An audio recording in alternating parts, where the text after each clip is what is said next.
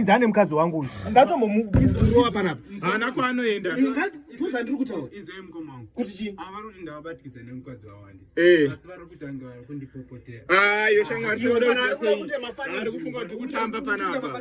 Ari Kuita mafanizi panapa. Iwe tatiita mafanizi panapa. Tisuita mafanizi panapa. Ngaura iwe.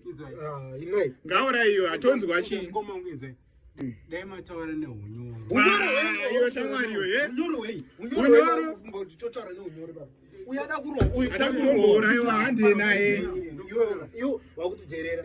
Zvakwana but mira timende semapurisa. Ayo tukana murova mani munhu. Zvakwana. Gara pasi mani unofunga tenda kuti gara pasi mani. Gara pasi mani.